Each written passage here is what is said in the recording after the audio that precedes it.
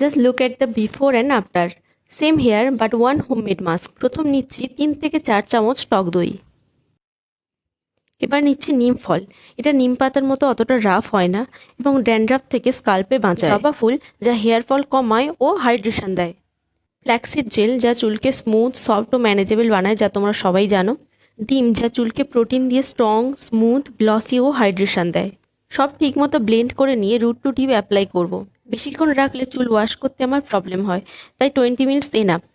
After wash দেখতেই পাচ্ছ চুল কতটা হেলদি, স্ট্রং ও স্মুথ হয়ে গেছে। So give this a try.